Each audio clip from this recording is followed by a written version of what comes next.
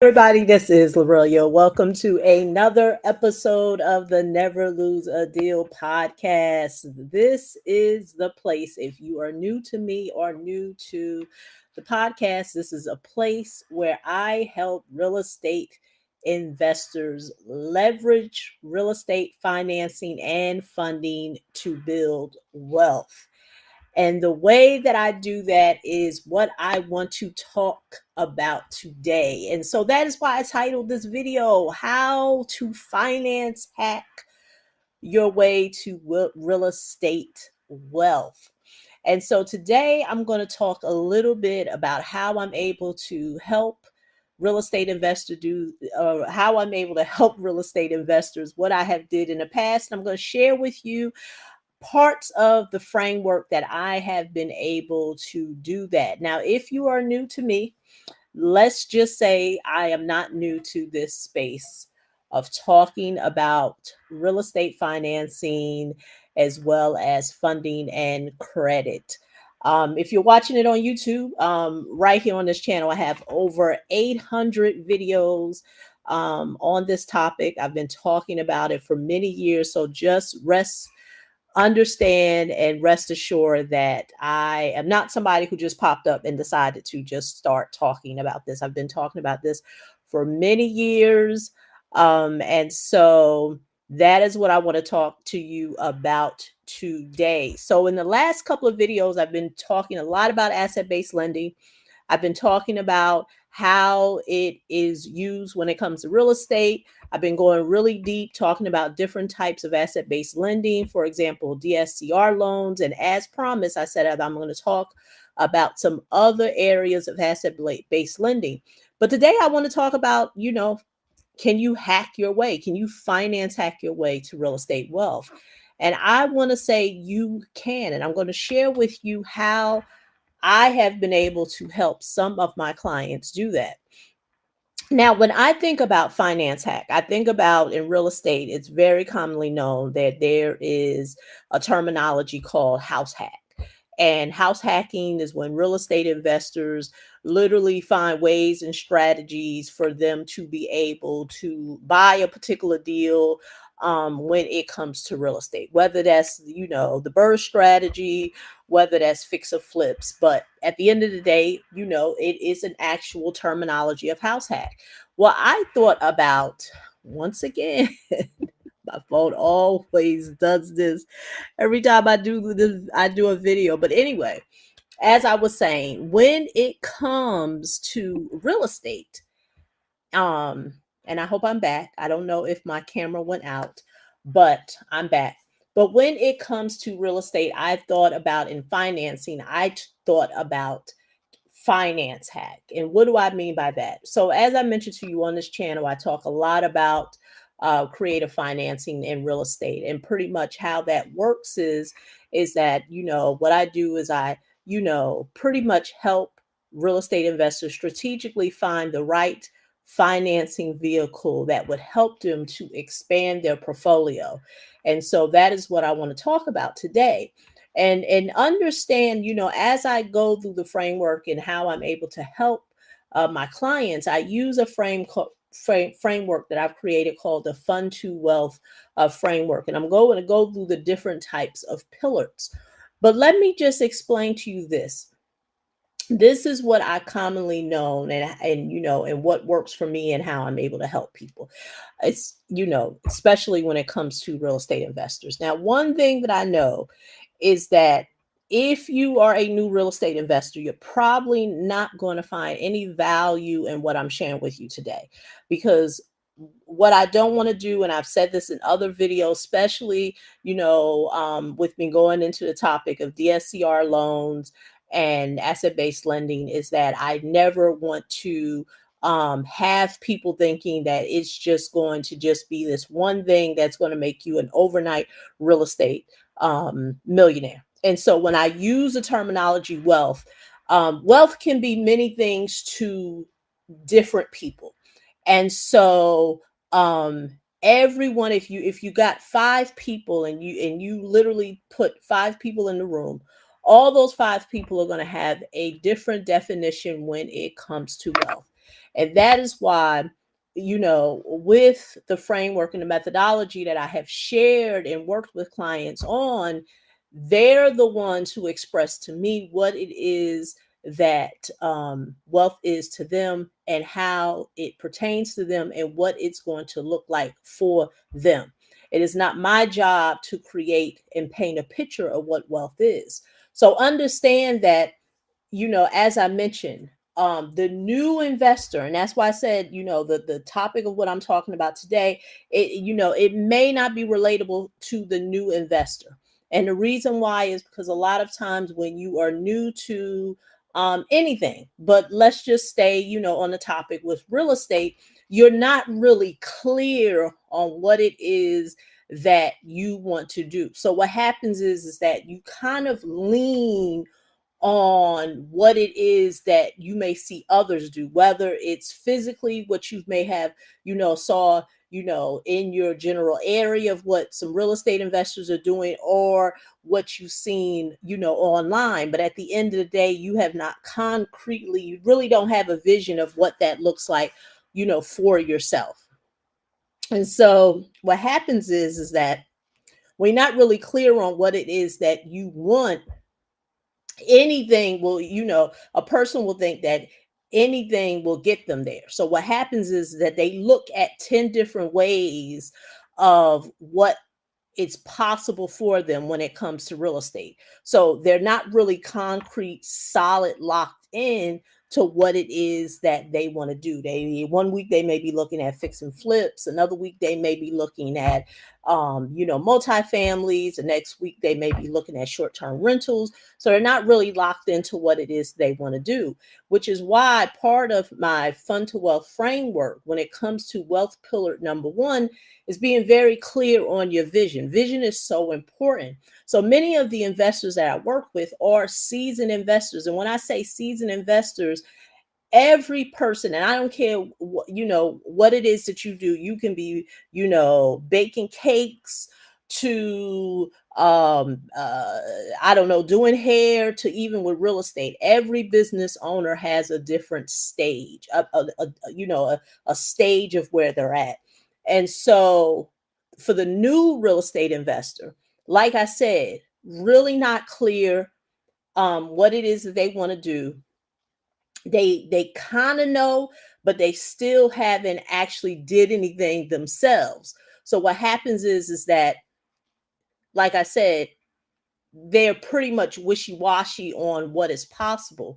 Whereas the person that I usually work with, and the ones that I work best with, is those who do have some experience, meaning that they have already completed a deal or have did several deals. And like I said, pillar number one, wealth pillar number one, is having clear vision on what it is that you want to do, how you want to build out the real estate, your real estate business, your real estate portfolio. Because once again, I'm talking about finance hack. And so when I mention finance hack and how we're going to literally hack finance to get you to your wealth goal, number one, wealth takes time. So the newbie real estate investor, they don't realize that it takes time. And you've heard me say in other videos, I'm never going to have you to believe that one real estate deal is going to, voila, make you an overnight millionaire. As much as, like I've said in other videos, right now online, it's a really weird place. You have people who are telling people that there's overnight riches with just one credit card. And I'm never going to mislead anyone to think that. And so the seasoned investor, the one who has actually, accomplished something, has been successful with doing deals, they clearly know that what they're doing, they are building it over time. Just last week, I wrote a post on my Facebook, and I talked about the mindset of a lot of the clients that I've worked with. And without putting out numbers, because I never want to be salacious, but have I helped people get funding approvals over six figures, yeah. And then there has been, the individuals who, their funding approvals weren't that high, or they may not have been in a place to get funding at this point, but because they know that there is a horizon that's going to take time to get them there, they didn't see it being a disappointing process. Because, like I said, without being salacious, without misleading people, there are people that I've worked with that have gotten funding approvals over six figures and still was not satisfied. And the reason why I say still not satisfied is because they didn't have a clear vision on what it is that they wanted to do. See, a lot of times we think, and that's why I said, you're going to finance your hack to wealth. The most misleading thing is a person thinking that I just need this one thing to get me there. And it's never just one thing. It's going to be a myriad of things. It's going to be many things that's going to get you there. It's not just going to be one thing. It's not just going to be one funding source. And so that is why with wealth pillar number one, having vision and clarity is the one thing that we drill down on. Because going back to the investors that I worked with who didn't get the highest funding approvals, but they got something, they knew that, okay, this is the start. This is more than I was able to do on my own. Because once again, seasoned real estate investors know that there is a particular expertise that they have. And that expertise is what it is that they do in real estate, whether it's, like I said, buying tax liens and tax deeds, or like I said, doing the burst strategy, buying short-term rentals. That is what they're an expert in, finding deals. But what they understand is that they're not an expert in the finance portion. And that's where I come in. That's where I would come in. So I talked about wealth pillar number one, part of the fund of wealth methodology that I have. Wealth pillar number two, to briefly go over that, is designing what does it look like? What are you really trying to build out? Because, you know, uh, as I mentioned in other videos, there are so many areas. Let's just take asset-based lending. There's so many areas of asset-based lending that you can go. DSCR is just one of the most popular ones right now. That's the new buzzword. But there's all other types of asset-based lending that has been around that could still help you to still get to the goal that you have and that you want to be able to get to. But because you only know the popular buzzword, you don't realize that there's so many other ways to get you there. The same way when I talk to clients about business funding. Business funding is not just a credit card. As much as you hear on the internet of and a lot of the salacious talk that is in the marketplace when it comes to business funding, but it's not just that. It's a combination of things. When if you talk to any business professional that is in the business finance, business funding area, they will tell you it is a combination of credit cards, loans, lines of credit. It's not just a business credit card. There's many areas. But going back to pillar number two, wealth pillar number two, meaning to be able to design what it is that you want. Once you really get clear and map out, okay, this is what I ultimately want to do. Now, now ultimately what you want to do is not going to just take one just thing. It's not going to just take, oh, when I get this DSCR loan or any type of lending, that is the one thing that's going to help me build out my picture that I have for myself when it comes to building wealth. I know that it is going to take time. And so what does it look like? And once you know what it is that you truly are trying to do, what how you want to map it out, then now a plan and a strategy can be put in place on what financial vehicle you can use. And this is where the hacking finance hacking comes in. Is that now you can literally map out and design and look at, okay, what is the best financing vehicle to get me where I'm at? Just last week on I posted on, I believe, LinkedIn and maybe Facebook, and I talked about one of the calculations that is not heavily talked about when it comes to leveraging financing. And as much as right now in the online marketplace, you hear a lot of people talk about leverage, talk about leveraging funding, talk about leverage finance, but the one piece that they seem to leave out is no one is really talking about the return on the investment of you being able to use those leverage funds and do it work for you. One of the things that I've seen that happen in the past couple of years, and I've had people that I've talked to for consultations, is that a few people feel like, okay, the funding that I got didn't really help me get to my goal.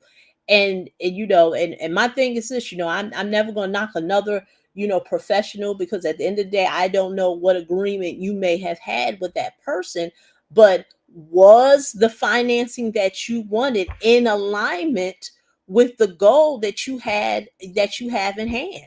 And then also, what are the other mitigating factors that you needed to look at? What a lot of people don't understand is just because you get this particular type of funding, what impact is it going to have on your other bills that you still need to have? Once again, and these are the things that are usually happen to the newbie investor, because they don't think about those things. And it can even happen to seasoned individuals.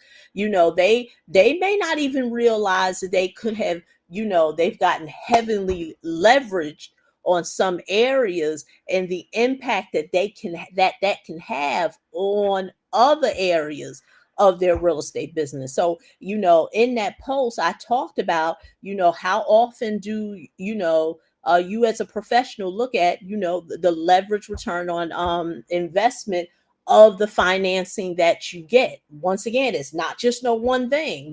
For the person who's thinking, oh, I just need to get a DSCR loan, and I'll be in it to win it.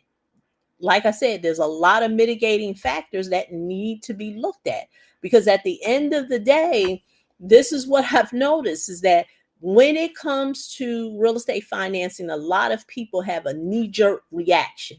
Just last week, we had a knee-jerk reaction when the feds lowered the interest rate. So once again, you had real estate investors who want, knee-jerk reaction, and that comes from, because it's an industry of knee jerking, where now you got a mortgage broker who's saying, okay, rates are low, this, that, and the other, and then the real estate investor is like, deer in headlights.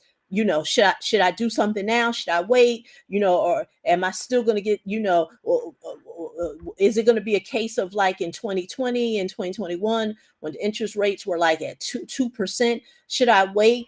And so that's the whole point of, with the methodology that I share with clients, with the fund of wealth, is that with hacking finance, you get to really design what it is that you're looking to do, how that works within your vision of what you have for your real estate business.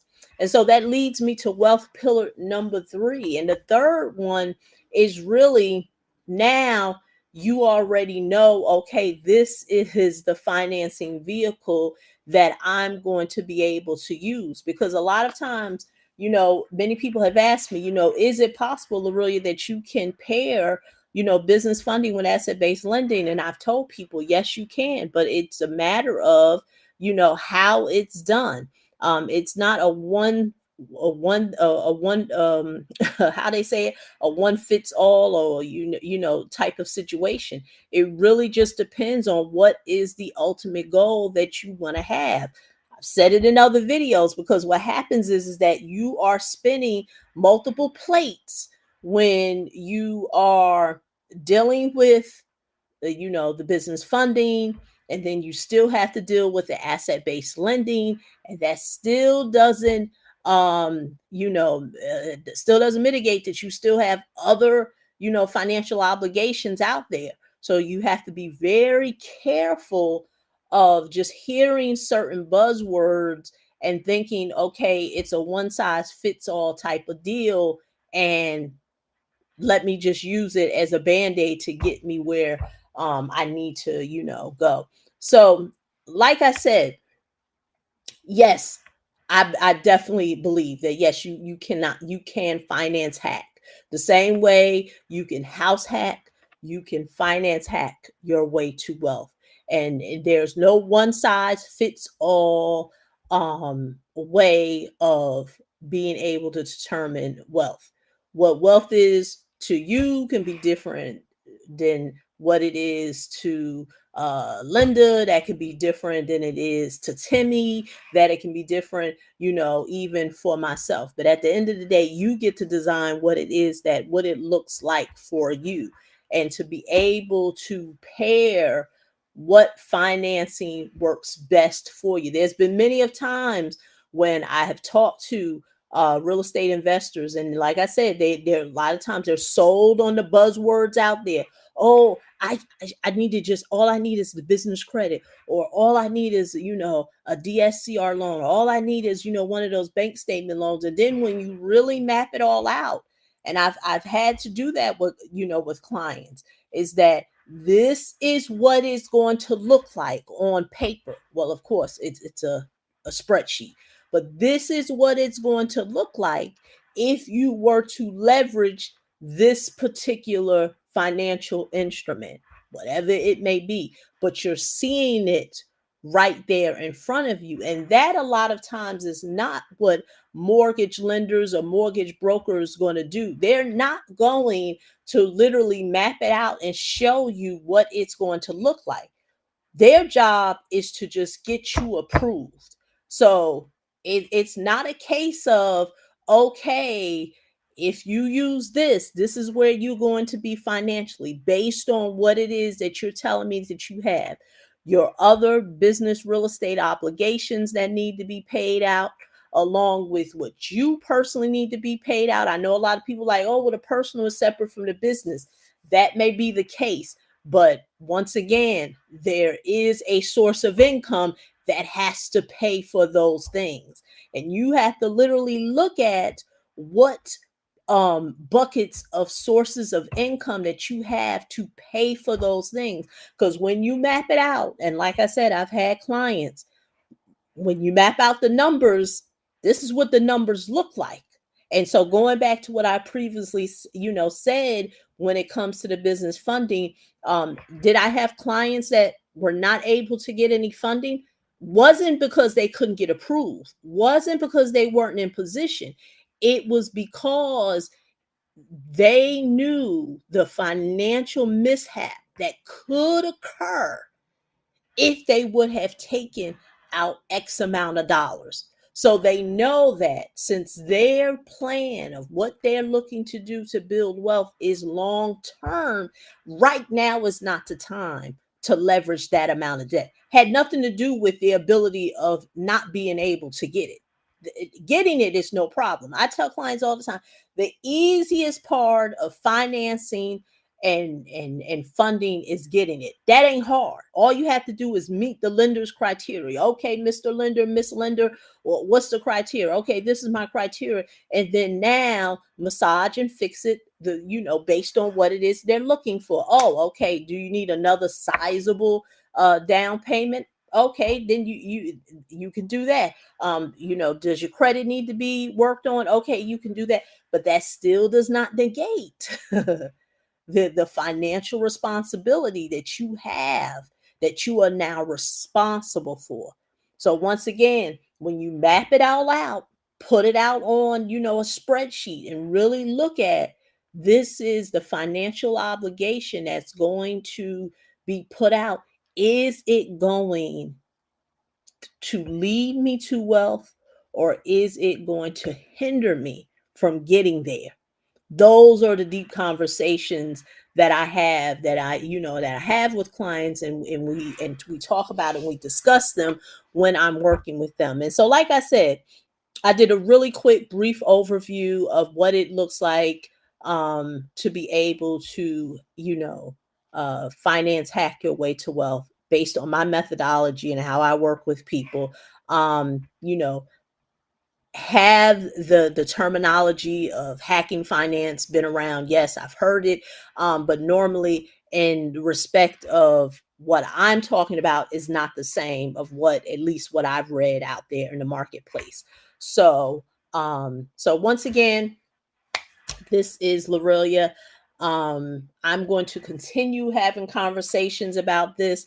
Like I said, as I go more deeper and deeper into talking about creative financing, how it can assist real estate investors who literally want to expand their portfolio. We're going to have more of these conversations, because this is the part that you will not get from a mortgage broker or mortgage lenders. No mortgage broker is going to really map out what it's going to look like in terms of all the areas of your life if you were to leverage or get any type of financing.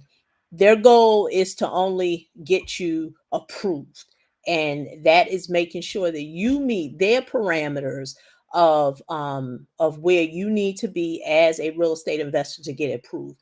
But it's up to you to really look at, okay, does this financial vehicle put me closer to my goal, or does it take me further away to my wealth goal? And that's where I come in. So once again, this is Lorillia, another episode of the Never Lose a Deal podcast. If you want to learn more about me, if you're watching it on YouTube, like I said, have over 700 plus videos here on this channel. But if you are listening on the podcasting platforms or on some other social media platform, just click any of the links that you see below this video to learn more about me and how I have been able to historically help real estate investors achieve their goals financially with leveraging financing and building wealth. So once again, this is Lorillia. Talk to you in the next video.